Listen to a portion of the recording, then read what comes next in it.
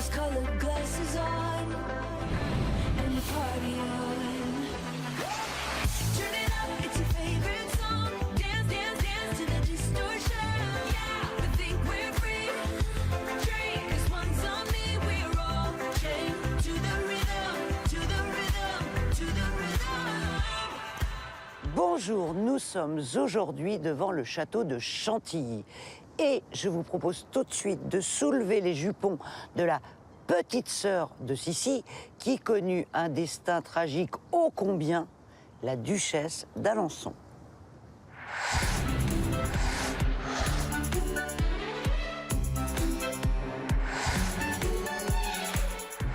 Sophie Charlotte de Wittelbach, duchesse en Bavière, naît le 23 février 1847 à Munich.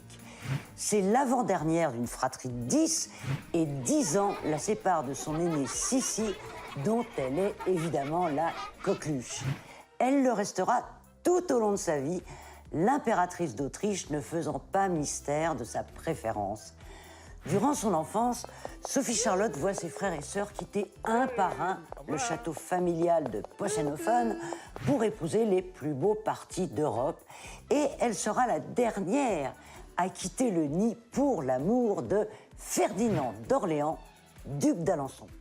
Je dis pour l'amour car oui, il s'agit d'un mariage d'inclination.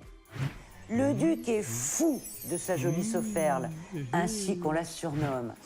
Elle ressemble trait pour trait à sa célèbre aînée, même grâce, même délicatesse, même goût pour l'indépendance et hélas, même penchant à la mélancolie, héritage maudit des Wittelsbach.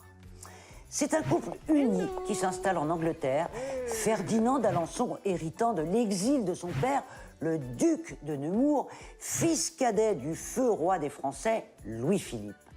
Le fait est d'importance, car la vie de notre Sophie Charlotte va être conditionnée par le sort que la Seconde République a réservé à son beau-père.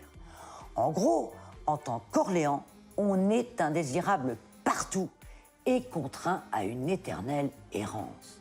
Éprouvant pour une enfant justement élevée sans contrainte et nourrie en liberté dans les forêts bavaroises. L'oiseau impétueux saura-t-il s'épanouir en cage? C'est ce que nous allons voir tout de suite. Give it to me.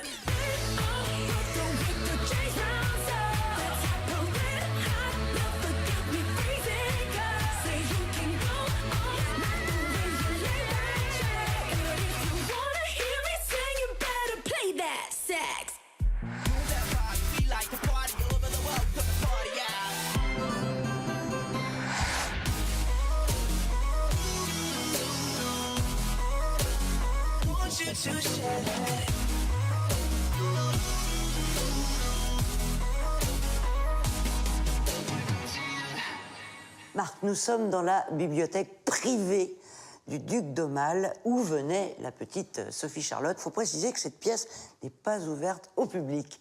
C'est donc un grand privilège. Bon alors, avant d'arriver à Chantilly, on va aller en Bavière, là où est née Sophie Charlotte. Alors, on va parler de ses parents, Maximilien en Bavière et Ludovica de Bavière. Alors, Ludovica de Bavière, parce qu'elle appartient à la branche aînée des Wittelsbach, et Max en Bavière, parce qu'il appartient, lui, à la branche cadette. Donc, elle a fait un mariage, une mésalliance. Alors, pour resituer, Max, c'est Papilly. C'est un type vraiment fantasque, Oui. qui n'aime pas du tout les chichis, qui n'aime pas le protocole. Cela dit, on ne lui demande pas d'être à Non. l'honneur, hein, puisque c'est la branche aînée qui s'en occupe. Voilà. Donc lui, il les chasse, il se balade, et puis il fricote. Elle est très malheureuse en amour, frustrée parce qu'elle n'est pas mariée avec un beau parti. Le couple va quand même s'entendre assez pour faire pas mal d'enfants. Hein. Il lui a dit dès le départ, il a dit « je vous aimerai pas de toute façon Ouais, en donc plus. c'était clair. Et elle s'est même pas donnée le soir de la nuit de noces. Alors ça viendra après, et c'est vrai qu'ils vont quand même avoir 10 enfants, dont 2 qui meurent. Donc Oui. il restera 5 filles et 3 garçons. D'accord, alors l'éducation Là, pour le coup, elle est libre, sans contrainte. C'est l'éducation champêtre, ça se passe à Possenhofen, donc dans leur château à côté de Munich. On accompagne Papilly à la chasse, on a chacun son animal de compagnie. Non, on s'amuse beaucoup, on fait de la cueillette, mais c'est quand même sérieux, il y a des cours. Et il y a beaucoup de connaissances artistiques à cause du père, qui joue de la cithare, qui écrit des poèmes. Donc la petite Sophie Charlotte, elle va être forte en dessin, elle va être forte en musique, comme Sissi aussi, hein, comme sa sœur.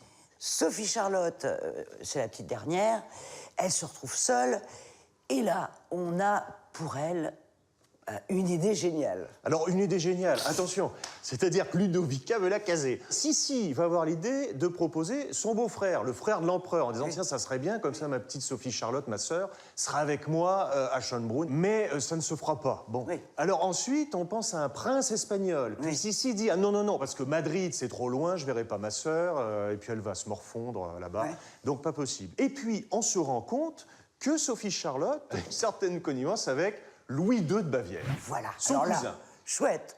Ils s'aiment bien. Ils s'aiment bien parce qu'ils parlent de Wagner.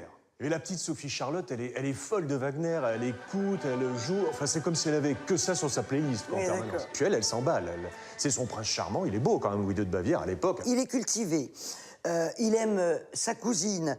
Tout serait bien, sauf qu'il est juré. Comme tous les Wittelsbach, hein, c'est-à-dire qu'il a hérité de cette espèce de schizophrénie ou de bipolarité, on ne sait pas trop. C'est très difficile hein, d'établir un diagnostic sur Louis II. C'est un type quand même qui est complètement exubérant, qui est tout à fait fantasque, qui est très excité, très théâtral. Donc, on décide qu'on va les marier, sauf que Louis II va reporter le mariage. Louis II, il ne sait pas trop s'il veut se marier, mais il va y avoir un grand bal au début de l'année 1867. Oui. Et donc la Sophie Charlotte arrive en majesté.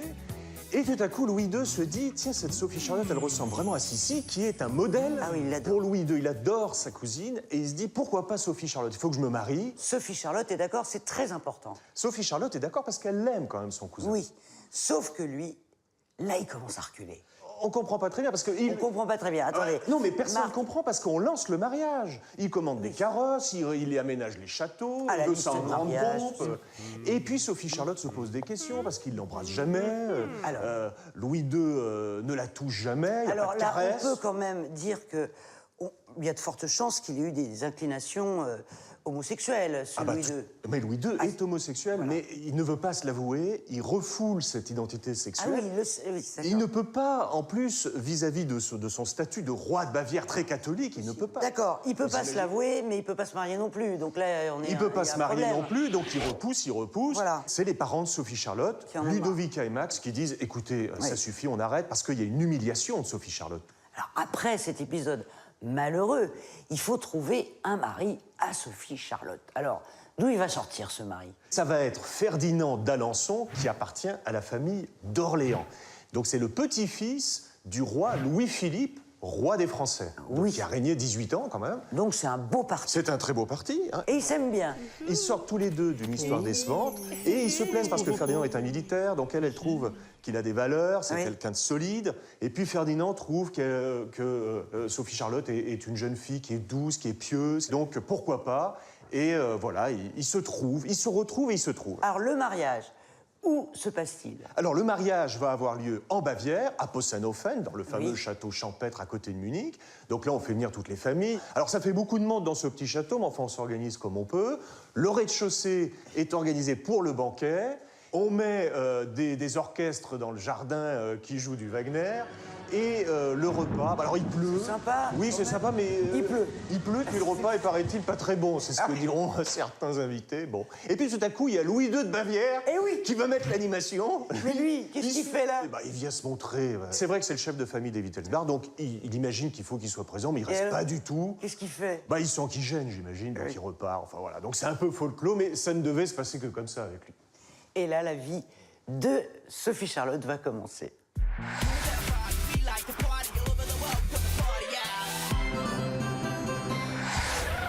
Come on, take a seat, 'cause you know what I'm serving. No. Shimmy, shimmy, yeah, shimmy, yeah, shimmy, yeah. Drink. Swalla la la.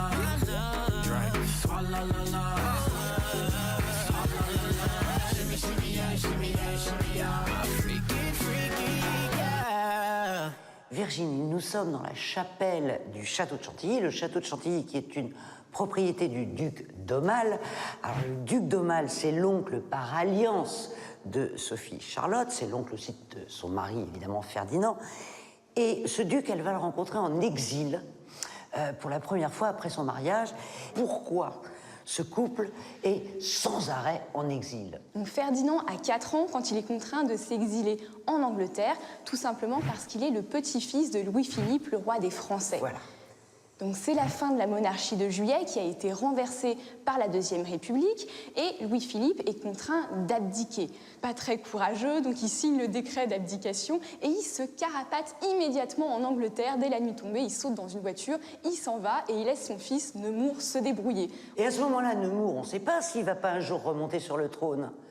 Alors, il n'en aura pas l'occasion parce qu'on signe une loi d'exil et Nemours n'a pas le choix. Soit il quitte la France immédiatement, soit il est condamné à mort. Donc il part avec son fils et sa femme rejoindre son père à Londres. Et voilà pourquoi la petite Sophie Charlotte se retrouve en Angleterre. Alors, ils emménagent au château de Buchy, chez beau-papa, donc Nemours.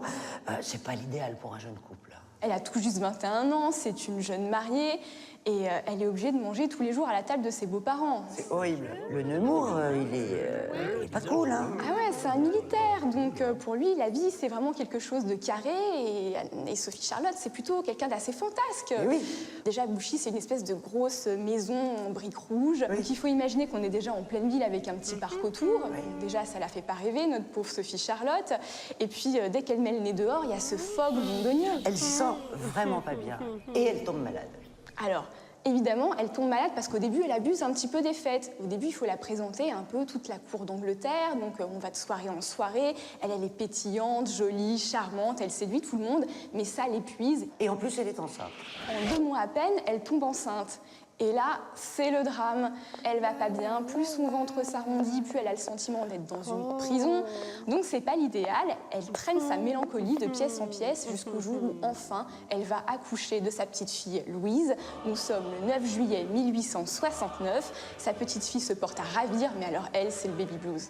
Et enfin, le Ferdinand va s'affranchir de papa et va comprendre qu'il faut emmener sa jeune épouse au sud, quoi, au soleil, et ça sera Palerme. Alors ça part d'un événement tragique. La duchesse d'Aumale va mourir et cette duchesse d'Aumale, la tante par alliance de Sophie Charlotte, c'était la seule personne dont elle se sentait proche à Buchy. Du coup, le duc d'Aumale, qui pourtant adore Sophie Charlotte, décide de pousser Ferdinand à emmener sa femme en vacances au soleil. Sympa. Alors, leur vraie vie, là, à Palerme, va commencer. Hein. C'est la liberté, la mer, l'amour, le bébé. Ça pourrait être génial. Le problème, c'est qu'elle est la sœur de l'ancienne reine des 2 Siciles, Marie-Caroline. Et forcément, on la voit là comme une espionne. Elle ne peut pas rester à Palerme trop longtemps. On les vire de Palerme. Nouveau déménagement, on part pour Rome. Pour résumer, on va dire que c'est des années d'errance qui n'en finissent pas. C'est des années d'errance, mais c'est aussi une forme de tourisme quelque part. Ils découvrent à chaque fois un nouveau décor et Rome, pendant quelques semaines, c'est quand même la Dolce Vita. Sophie Charlotte découvre un nouveau décor, elle adore Rome, elle s'y sent extrêmement bien. Donc là, éventuellement, elle aimerait y poser ses valises. Elle aimerait bien, mais bon, la politique est assez problématique à ce moment-là. On est en pleine guerre de réunification de l'Italie et il faut quitter l'Italie du coup. Et enfin, la Troisième République arrive en France, la loi d'exil se termine et ils peuvent rentrer en France. Et donc, ça sera Vincennes. Et là, on peut dire que c'est les années les plus heureuses, puisque Sophie Charlotte est femme d'officier. Alors Ferdinand peut enfin être un militaire et suivre les pas de son père qui l'admirait terriblement. Et Sophie Charlotte, elle est enfin libre. Elle a sa maison, elle habite à la campagne, parce que Vincennes, c'est pas du tout comme aujourd'hui, c'était encore la campagne au 19e siècle. Elle peut se promener quand elle veut, s'occuper de ses enfants, les choyer. Elle a une petite vie bourgeoise et elle adore ça. Le couple s'entend bien. Et alors, ils vont voyager quand même énormément, ces deux-là. Et l'avantage, c'est que comme Ferdinand est officier, il est amené à souvent faire des manœuvres un peu partout en France. Et elle le suit en louant des meublés. Comme ça, elle découvre tout le pays de son mari. Elle a le sentiment vraiment d'être éprise de liberté. Elle est ravie. Et maintenant qu'elle est en France, notre Sophie Charlotte, eh bien, elle va retrouver ce bon vieux duc d'Aumale qu'elle adore, et d'ailleurs qu'il l'aime aussi énormément. Du coup, il invite régulièrement à Chantilly parce qu'il reçoit beaucoup de monde. Château, oui. Et oui, c'est la vie des salons du 19e siècle. On s'y retrouve, on reçoit, on passe de bons moments. Et puis le parc est sublime quand même, elle adore ça. Be like the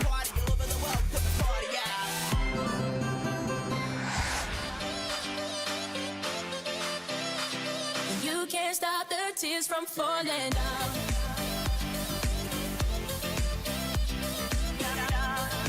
Need someone, need somebody to cling to. Just call on me, love, on me. Just call on me. Stéphane, nous sommes dans les jardins du château de Chantilly pour évoquer la vie amoureuse de Sophie Charlotte, la duchesse d'Alençon. Et d'abord, on va commencer par sa relation avec Louis II. Alors, est-ce qu'ils sont amoureux? Qu'est-ce qui se passe entre ces deux jeunes? En tout cas, ils avaient tout pour s'entendre. Oui. Ils étaient bavarois, ils aimaient Wagner et ils adoraient les beaux mecs. Donc ils avaient pas mal de points Je communs. voulais dire, il adorait les beaux mecs. Elle aussi. Oui. Louis II l'a trouvée un peu gamine et une fois qu'il l'a vue dans une longue robe, là, il a craqué, il s'est dit, ça va être Elsa de Lohengrin et je serai Lohengrin. Pour lui, un mariage, il imaginait un conte de fées, un opéra. C'était tout l'apparat qui l'intéressait. Et de toute façon, en tant que roi, il devait se marier. Rapidement, lui, tombera amoureux à ce moment-là de son écuyer, Ah oui. Richard Horning, qui a 26 ans et qui est absolument magnifique. Eh oui, c'est gênant, ça. Elle est amoureuse de lui, elle? Non, elle est séduite. Il est Oui. très beau à ce moment-là, hein, Ah ouais, très ouais. élégant. Donc elle est évidemment séduite, il est roi, donc elle est ravie. Mais elle, qui est assez désirante comme femme, rapidement va flirter avec le beau photographe Edgar. Ouais. Donc lui, il est sur Richard, elle est sur Edgar. Et donc bah, le mariage capote, Ouais, mais évidemment. le flirt de Sophie Charlotte avec Edgar, est-ce qu'il va beaucoup plus loin qu'un flirt? Alors Edgar, c'est le photographe officiel des fiançailles avec Louis II de Bavière. Oui. Donc elle le rencontre peu après les fiançailles, mais ce n'est que 4 mois plus tard qu'ils sortent vraiment ensemble. Ils s'écrivent des lettres, ils se serrent dans les bras, il y a eu sans doute quelques baisers, mais il n'y a pas eu de relation charnelle. Lui, il est très beau. Il ressemble à son père jeune, à Sophie Charlotte, encore plus beau. En Ouais. plus, il est cool, il est drôle, il est plein de vie, donc elle est vraiment séduite. Malheureusement, C'est pas un parti. c'est pas possible, il n'est pas de son rang, Ouais. donc elle y renonce. D'accord. Et c'est là qu'elle va rencontrer Ferdinand. Ça va être l'entente parfaite, y compris physique. Oui, ils s'entendent bien. Il est grand, il est beau, ils ont une éducation royale tous les deux, donc ils ont beaucoup de points communs. Ils s'entendent bien et pour l'époque, ce sera un couple d'ailleurs qui, sur le plan affectif, va rester très uni. Lui n'aura pas de maîtresse, ce qui est rare. incroyable. Et physiquement, ils s'entendent. Enfin, elle est très demandeuse. Donc au début, lui, il est content. Et ça inquiète un peu la famille parce que il y a une grossesse, qui vient très vite. Évidemment, elle est très fertile. Et après, elle veut à nouveau. Il y a une nouvelle grossesse. Et après, elle veut encore. Et ça inquiète parce que les grossesses se passent mal. Et il faut savoir que la mère de Ferdinand est morte en couche. Oui, Et donc c'est pour voilà. ça qu'après la deuxième grossesse, le beau-père de Sophie Charlotte va demander à la mère de Sophie Charlotte une méthode contraceptive. Apparemment, ils l'ont trouvée puisqu'elle ne retombera plus enceinte parce qu'ils ont cette angoisse-là. Alors, on va venir à la grande affaire de Sophie Charlotte. Ah.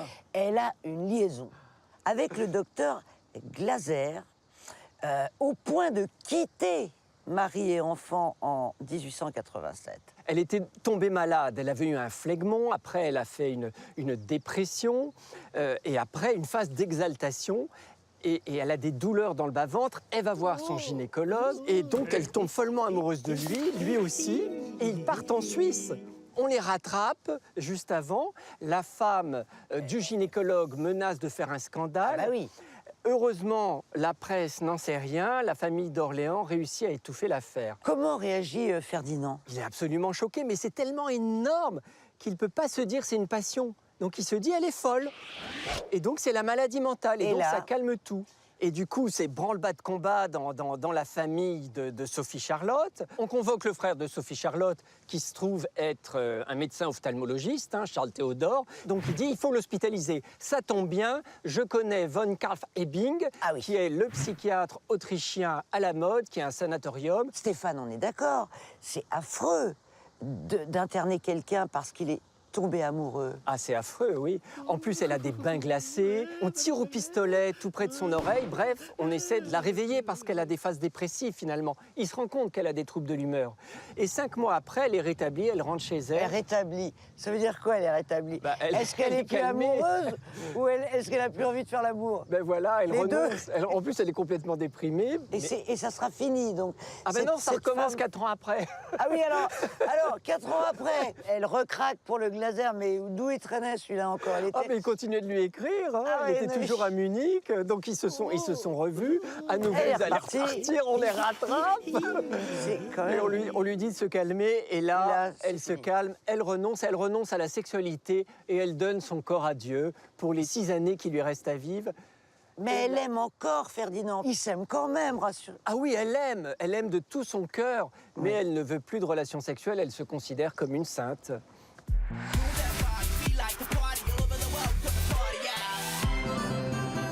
I struggle, I juggle, I could just throw a line to you, but I should let sleeping dogs lie.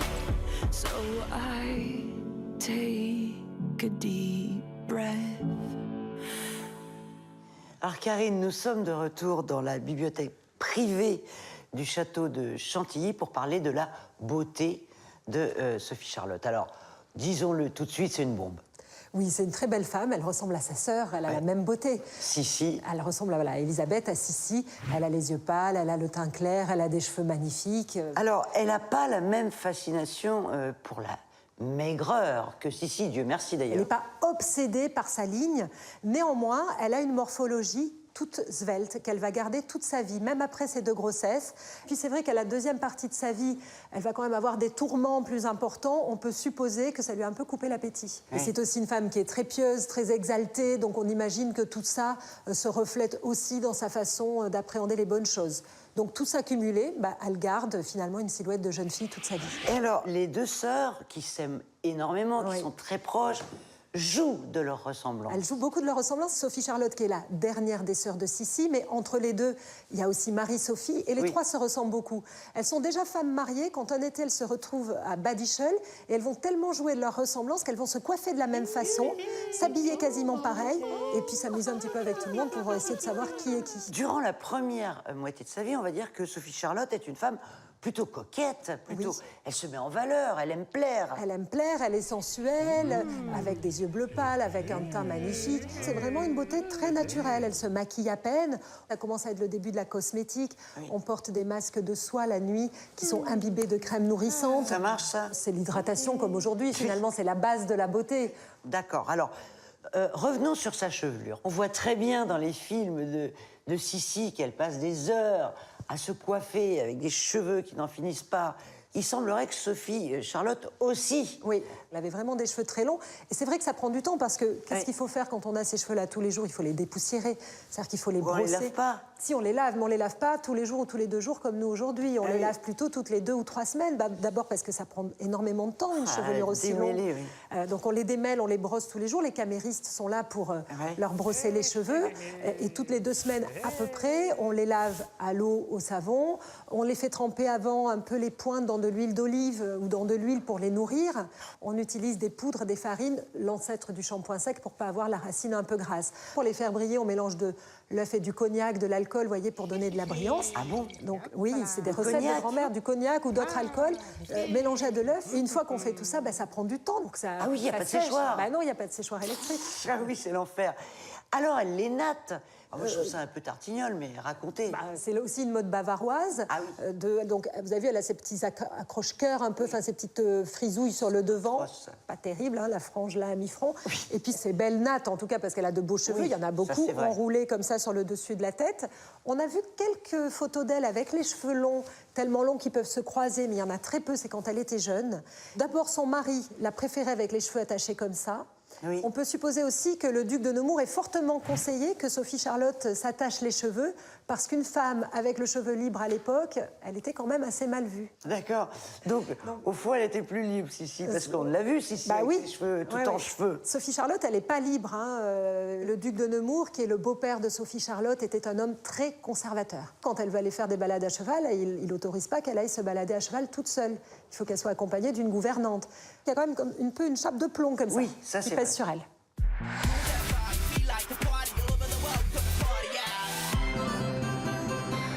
Bitch, I don't need introduction.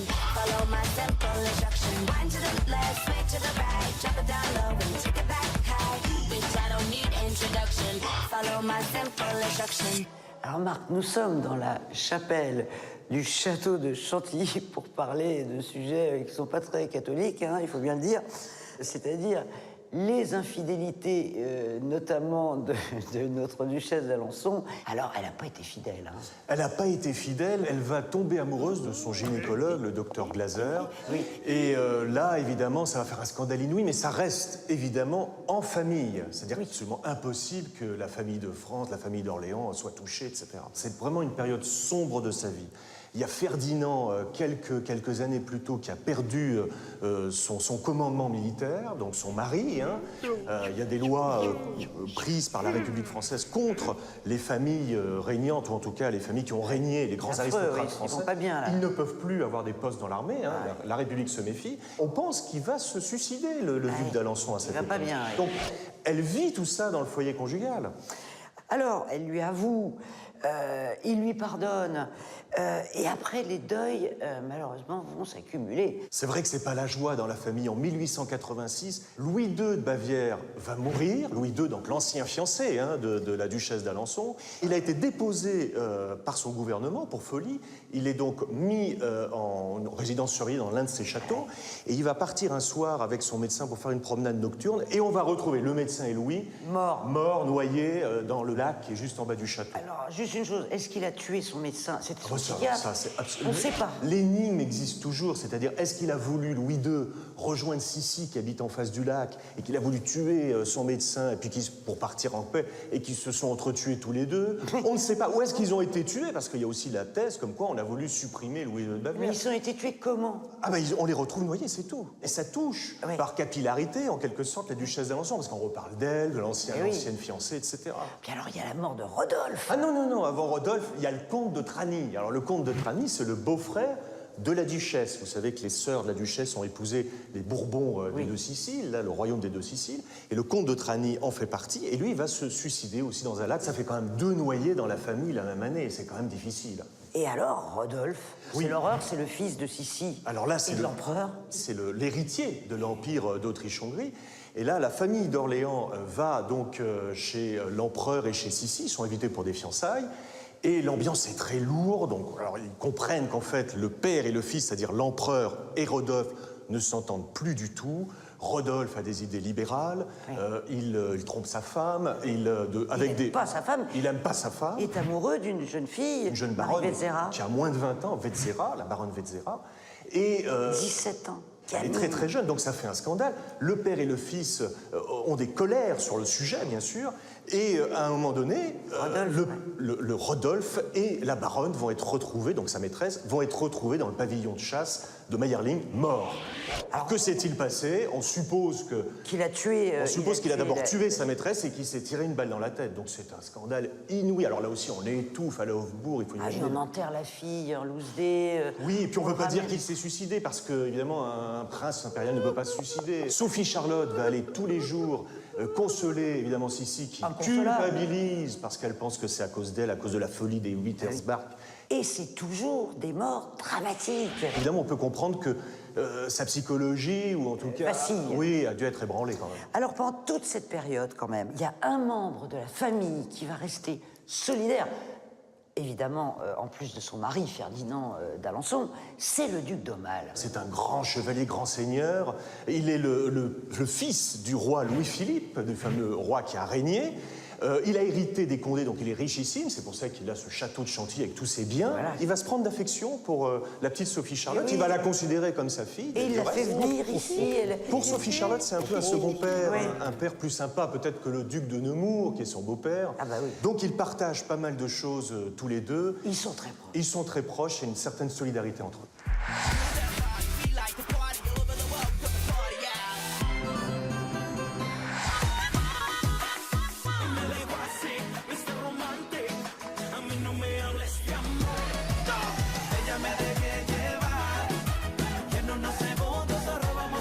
One step ahead, Sociedad Secreta, Musical Minds, el rey.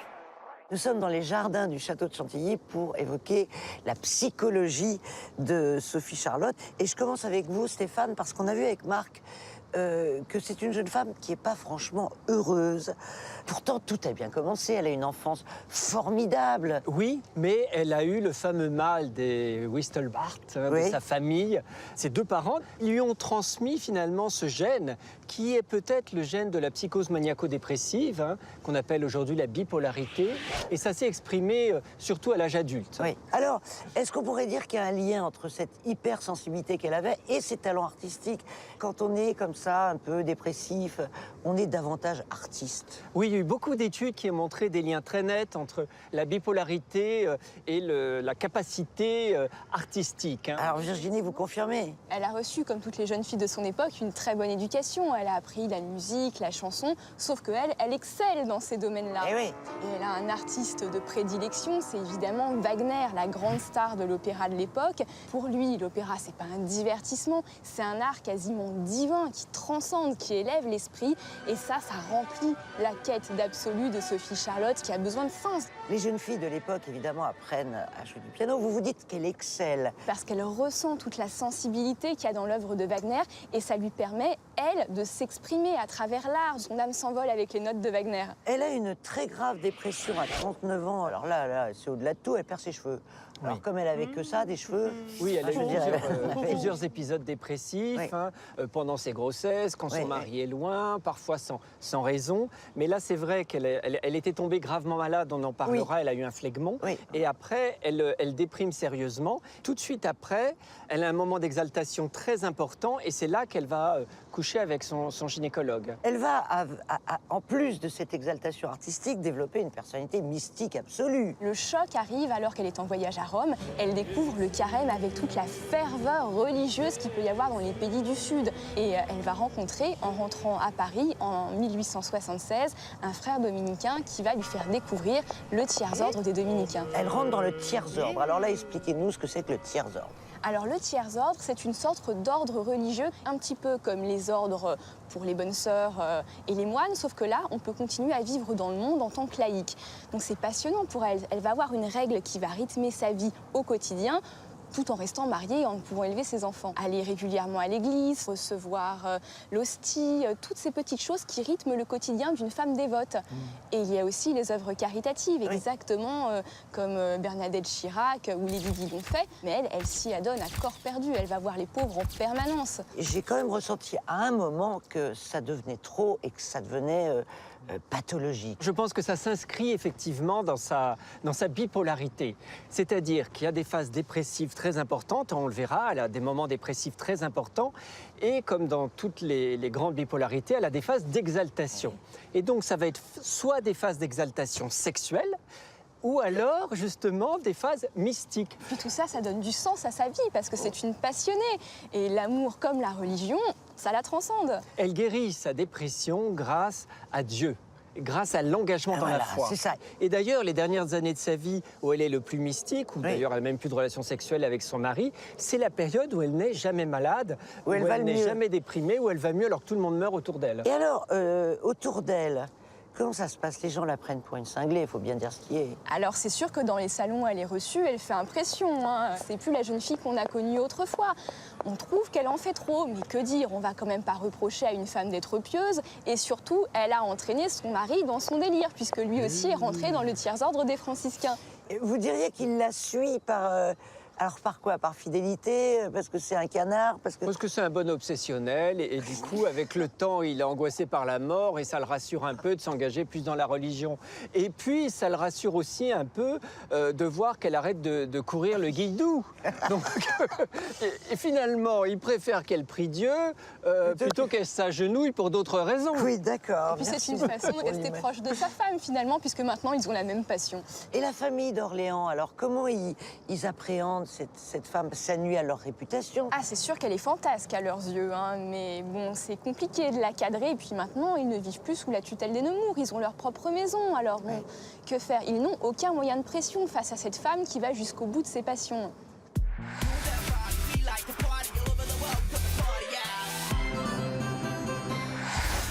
Strike a pose.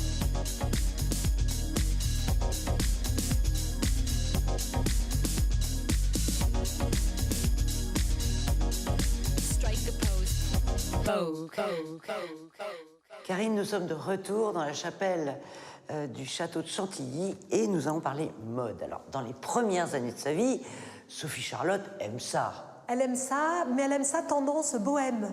Oui. C'est un peu Vanessa Paradis à l'époque de Lenny Kravitz, un peu hippie chic.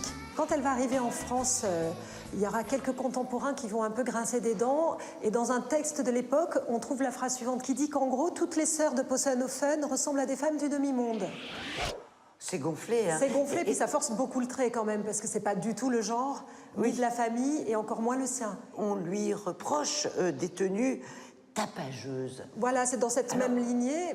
Bah, bohème, c'est pas tapageur. Non, c'est pas tapageux, mais on lui reproche d'en faire un petit peu trop dans l'accessoirisation, c'est-à-dire un peu trop de volants, un peu trop de fanfreluches, un peu trop de rubans, un peu trop de dentelles. Mais enfin, si on regarde ça de notre point de vue à nous, il n'y a rien de vulgaire. C'est quand même une femme de son temps.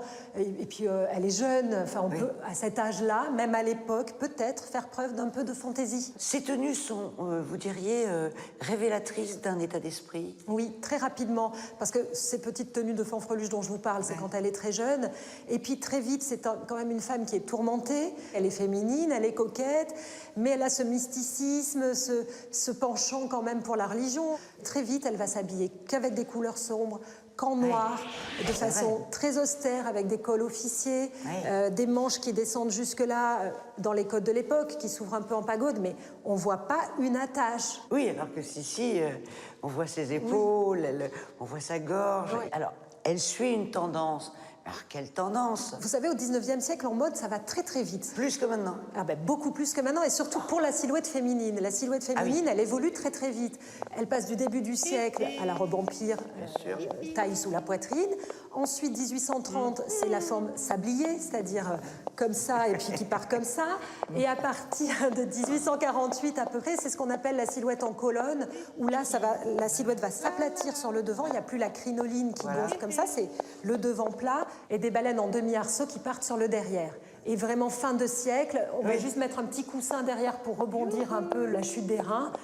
Et la robe et la jupe traînent au sol, voyez. Elle est quand même invitée par sa frangine à la cour de Vienne, tout ça. Et alors là... Bah là, elle joue le jeu de la cour, elle peut mettre un petit décolleté le soir, mais il n'y aura jamais rien de tapageux. C'est pas la femme qui, quand elle rentre, tous les regards se tournent vers elle. Au niveau des matières, je suppose que là, on est dans le très haut de gamme, parce que noblesse oblige. C'est une période géniale pour les tissus, pour la mode. C'est le début des machines Livers. Je sais pas ce que c'est. Alors, les machines Livers, il y en a en France encore aujourd'hui, dans le nord de la France, c'est pour fabriquer les dentelles. Donc, ça fait des dentelles magnifiques, et puis ça permet d'avoir un débit, un volume assez important. Ah, c'est pas à la main. C'est pas à la main. C'est alors, l'industrialisation de la dentelle. Il y a encore de la soie, il y a encore du cachemire, des draps de laine, beaucoup de popeline. Et c'est vrai que ce sont que des belles matières. Et si c'est pas une accro du shopping, elle n'en a pas des tonnes. Mais tout ce qu'elle a, c'est de bonnes... C'est classe. C'est classe, c'est joli, c'est de bonne qualité. Alors, la mode de l'époque, ça gêne un peu la liberté de mouvement des femmes, faut bien le dire. Hein. Les manches sont serrées, vous voyez. Les manches sont comme ça, assez Pourquoi alors étroites. C'est pour leur donner une... Bah, ça donne une tenue, puis on est encore dans l'époque du corset. Sauf que Sophie Charlotte, c'est son seul petit point de rébellion, on va dire, vis-à-vis de son mari et de son beau-père, le duc de Nemours. Elle va dire à un médecin qu'il faut qu'il explique et qu'il prescrive le non-port du corset. Donc elle ne porte pas de corset. Alors, le corset, en réalité, c'était un instrument de torture. Ça marque une rupture aussi dans son rapport à la féminité et la façon dont elle va s'habiller.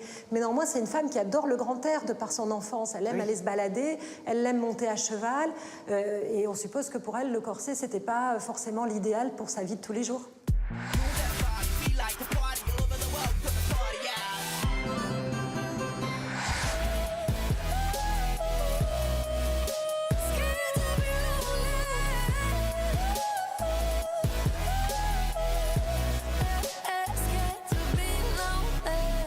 Alors, nous sommes toujours dans les magnifiques jardins du château de Chantilly pour évoquer la santé de Sophie Charlotte. Alors, elle a été élevée en Bavière, au bon grain.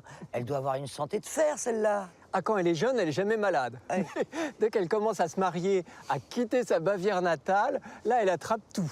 Et donc, elle a attrapé la coqueluche, elle a attrapé la rougeole, Ah elle a bon attrapé la scarlatine, mais tout ça adulte. Parmi ses problèmes de santé, elle aurait eu pas mal d'infections pulmonaires. Elle a eu effectivement une pneumonie à 21 ans, une otite grave à 44 ans, une bronchite grave à 45 ans. Côté grossesse, comment ça se passe avec elle? Elle a eu 2 grossesses, la première à 22 ans, la seconde à près de 25 ans. Elle a fait une dépression du postpartum pour les 2 grossesses et en plus, elle était malade physiquement. La première grossesse, elle a eu cette fameuse coqueluche, hein, Oui. c'est-à-dire qu'elle a eu cette infection et après... Pendant qu'elle était enceinte? Tout de suite après, la coqueluche, effectivement, s'est guérie, mais elle a attrapé probablement une shigellose. Qu'est-ce que c'est que ça? C'est une infection intestinale, hein, les shigelles qui attaquent l'intestin. Je sais pas ce que c'est que les shigelles. C'est comme les salmonelles, c'est une infection Il est au bout de sa intestinale. vie. Ça commence. Avec les shigelles. La diarrhée, la Oui, d'accord, fièvre. d'accord. Et après, elle a attrapé la rougeole. Donc elle Qui était une maladie très très grave, hein, il faut bien dire. très grave chez l'adulte. On peut en mourir. Elle, heureusement, c'était une forme mineure. Bon, tout ça ne la tue pas. Non, hein. incroyable. En revanche, là, on va faire une petite pause, les garçons, parce que là, je vais vous raconter un des plus grands faits divers du siècle, qui est l'incendie du bazar de la Charité.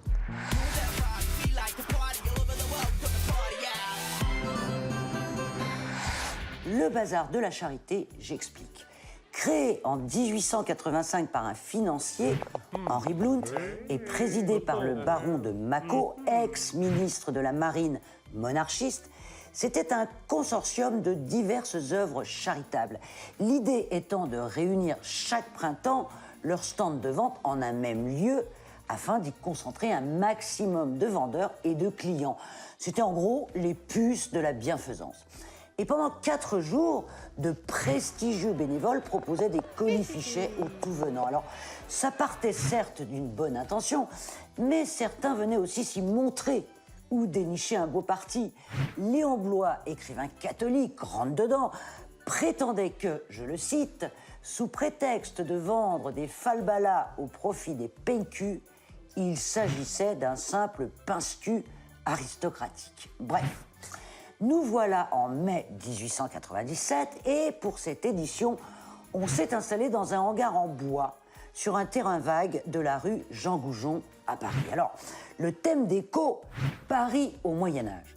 On a monté des façades en trompe-l'œil, à la truie qui file, au chaboté et il y a une nouveauté révolutionnaire, le cinématographe. Pour 50 centimes, on va voir des images animées des frères Lumière. Petit hic, le projectionniste s'inquiète. La lampe du projo marchant à l'éther, côté sécurité, il estime qu'on n'est pas dans les clous. Mais le baron organisateur en fait fi et le 3 mai, il inaugure le bazar en grande pompe. C'est le lendemain, à 16h30 précise, que le drame va se produire.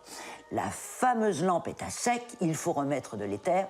L'assistant du projectionniste gratte une allumette, sauf que dans le réduit mal isolé, les vapeurs s'enflamment, gagnent les décors en carton, les tentures, puis les plafonds goudronnés qui s'abattent sur une foule à la fois hébétée et en panique. S'ensuit une mortelle débandade vers les portes condamnées, devant lesquelles s'amoncellent les victimes. En un quart d'heure, tout est consumé. Bilan, 126 morts, dont notre Sophie Charlotte, qui, ainsi que vous allez le voir, s'est conduite en véritable héroïne. Comme je viens de le raconter, c'est une tragédie abominable que cet incendie. Et Sophie Charlotte va avoir une attitude absolument exemplaire du début à la fin. Alors, elle aurait pu prendre la poudre d'escampette par la première sortie. Oui, mais ça ne se fait pas. Elle a une éducation, elle est courageuse, elle va déjà demander aux autres de partir. Elle dit d'ailleurs, les jeunes filles d'abord. Elle le crie, ça. Elle est comme un capitaine sur un bateau Exactement. qui ne veut pas quitter le navire tant que le dernier n'est pas sorti. Et comme des gens aident autour, elle reste avec eux, elle les conseille. Enfin, il faut voir que tout est allé très vite. À 4 heures de l'après-midi, ça commence à flamber. À 4h20, ça commence à sombrer le baraquement où il y a des gens dedans. Tout s'effondre. 20 Alors, minutes. on va pas se complaire dans une description morbide, mais les gens prennent feu. Littéralement. Littéralement. Il y a cette fameuse toile goudronnée qui fait un faux ciel, et les gouttes Le vélum. de goudron tombent, brûlant sur les gens qui hurlent, qui brûlent. Il y a quand même des secours. Il y a quand même beaucoup de monde autour, il y a notamment les fiacres, c'est-à-dire les taxis. oui. Donc eux, ils vont essayer de jeter les fiacres contre une partie du baraquement pour essayer une ouverture, pour Oui. que les gens puissent sortir. Il y a l'ouvrier piqué, il va rentrer dans le feu, et à chaque fois, il ramène une femme, il repart, il ramène, Ah, il y a des on lui met un par-dessus imbibé d'eau, et il va en sauver, comme ça, une dizaine. Il y a 126 victimes, 250 blessés graves. Absolument. Et alors les gens se précipitent sur la sortie et comme il faut les tirer à soi et tout le monde pousse, c'est épouvantable. Il y a un amas de chair, des gens qui montent sur les autres. Les C'est hommes affreux. surtout, montés sur Oui, les femmes. c'est ça, les hommes sont montés sur les femmes, et puisque la plupart des victimes ont été... 98% des victimes sont des femmes, c'est Voilà. pas un hasard. Ferdinand, son mari, l'a accompagné. Il l'attend, il est en train de papoter, et il va rentrer dans le brasier. Ils se croisent probablement d'ailleurs Ah, c'est et ne se voient terrible. pas. Il la cherche et on va lui dire, Madame la Duchesse est partie. Donc il s'en va, croyant qu'elle est horrible. sauvée. Et elle cherche aussi son mari des yeux, mais elle ne veut pas quitter son stand. Et puis quand elle voit que tout est fini, que Alors, donc voilà. là elle commence à prier, elle dit à ses pauvres compagnes, ces dames, on va bientôt voir Dieu, rassurez-vous. Voilà. Et effectivement, quand elle meurt, eh bien, elle serre dans ses bras la comtesse de Beauchamp Oui. pour la rassurer, et elles brûlent vives toutes les deux, comme si elles étaient au bûcher. C'est un moment de grâce pour elle. Elle n'en pouvait plus de son existence. Et là, elle est vraiment persuadée qu'elle va retrouver Dieu et que ça va être l'apaisement de ses douleurs. Et elle vit ça comme presque une rédemption. Ouais, et d'ailleurs, un l'Église sacrifice. défendra l'idée d'une rédemption. De la pécheresse. De la pécheresse De et la des pécheresse. pécheresses que toutes les femmes sont. C'est très catholique cette histoire, très chrétienne. Alors le duc d'Alençon, lui, il a un sentiment de culpabilité abominable. Il s'effondre, Eh là. ben, il va chez lui, il comprend qu'elle n'est pas là, donc il revient.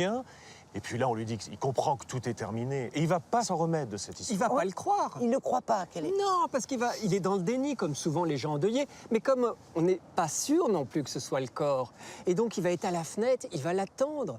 Néanmoins, dans cet amas de corps, comment va-t-on pouvoir savoir qui est qui pour l'enterrer? Alors ils vont exposer tous ces corps au Palais de l'Industrie, qui est actuellement le Petit Palais à Paris, et tout le monde vient rechercher son corps. Il y a une odeur épouvantable. Alors comment on va faire? Donc c'est en gros par les bijoux qu'on retrouve. Rendons hommage à son dentiste parce qu'elle se faisait soigner les dents, et le dentiste a reconnu la dentition de la duchesse, et c'est donc les premiers pas de l'odontologie médico-légale. Alors, il y a eu confirmation aussi, parce qu'Emmanuel, son fils, est venu reconnaître le corps. Il était hors de question de faire reconnaître le corps par le duc d'Alençon, qui n'était pas en état. Elle n'est pas vieille quand elle meurt.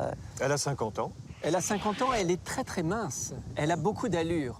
On va dire juste un mot, il y a eu un procès et des condamnations des organisateurs de la fête, et il y a eu le gros scandale des hommes qui ont piétiné les femmes. 98% de femmes sont mortes, et il y a eu des pamphlets, il y a eu des plaintes. Il y avait plus de femmes Oui. que d'hommes Oui. dans l'assistance sur Oui. les 1200 personnes. Mais c'est vrai qu'il n'y a que 7 hommes qui sont morts. Le 8 mai, une messe va être célébrée à Notre-Dame de Paris. Et c'est le gouvernement qui fait célébrer une messe. Hein. C'est quand même... Ce qui est important parce que le gouvernement, normalement, il est un peu anti... Les républicains sont anticléricaux. Ben oui. Comment vont se dérouler les funérailles? Elle est enterrée 10 jours plus tard dans la chapelle royale Saint-Louis de Dreux, qui est la chapelle royale dédiée à la famille d'Orléans. Donc on exauce ses vœux. Et donc l'enterrement est évidemment difficile, hein. Le pauvre duc d'Alençon. Il est fou de douleur. Hein, Il est fou de douleur, il pleure, alors que c'est un homme qui s'est tenu toute sa vie. Et il s'effondre au moment de l'enterrement. Dernier point sur la mort de la duchesse, son gisant, parce que c'est pas fini l'histoire. Et oui, parce qu'il y a un gisant qui est commandé comme cela se fait pour la grande aristocratie, hein, sur la tombe. Et c'est un gisant très romantique, assez moderne pour l'époque. Ah oui. C'est-à-dire qu'on la représente les nattes défaites, un peu de biais. D'ailleurs, le duc d'Alençon, en voyant ça, va dire « mais elle va me tourner le dos toute l'éternité ». Oui, parce qu'ils ont été enterrés ensemble. Oui, donc il n'est pas content de voir ce gisant ainsi. Non, mais il y a une poutre. Il y a une poutre calcinée. Elle est sur une poutre, elle est allongée comme ça, les jambes comme ça, et c'est assez sensuel. Elle est dans la douleur et à la fois elle est crispée. Mais on la représente en train de brûler. Elle est en train de brûler. Ou mais en il y a tout une cas en train dimension- d'agoniser, il y a une- peut-être. Oui, mais il y a une dimension extatique. Oui. Et alors, qu'est-ce qui dérange alors? Voyez, Ah, c'est trash. C'est très Alors- moderne. Et Alors, du coup, on le qu'est-ce retire, on le met au sous-sol de la chapelle où il restera pendant un siècle. On l'a retiré qu'en 2014, mais il a été remplacé effectivement par un autre gisant beaucoup plus soft, toujours à côté de son mari, qui l'a rejoint 12 ans plus tard. Oui, il est resté 12 ans après à la pleurer. Hein. Elle a pleuré. Merci, messieurs.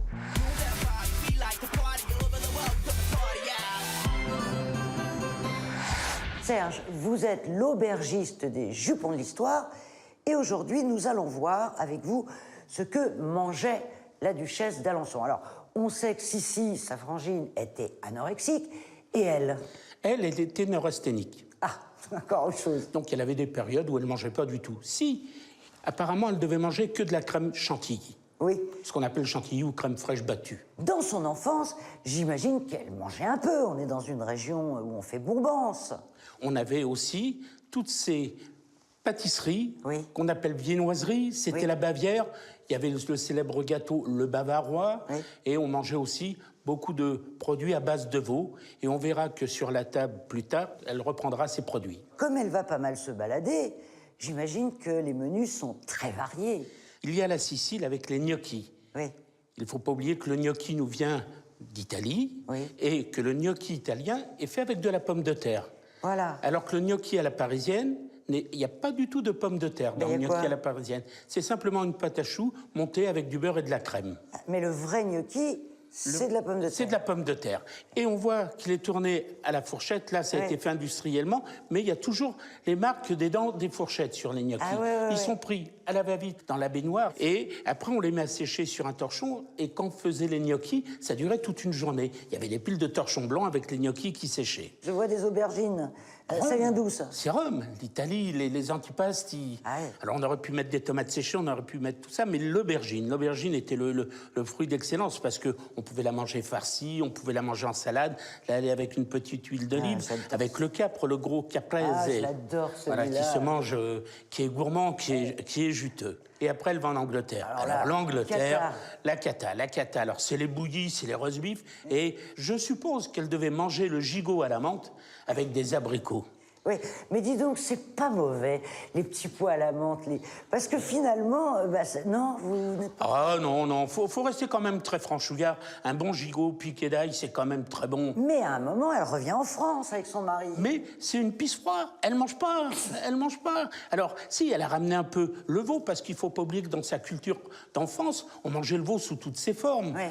Donc, elle fait des petites boulettes de veau, elle a ramené le paprika, qui est une épice typique de l'Est, le paprika. C'est vrai. Le goulash, on le fait avec du paprika. Et les pâtes qu'elle a ramenées d'Italie avec elle. Le chocolat, parce que le chocolat liégeois, le chocolat bavarois, c'est l'antidépresseur par excellence. Et la sempiternelle crème fraîche battue, qu'on appelle crème chantilly aujourd'hui. Merci Serge.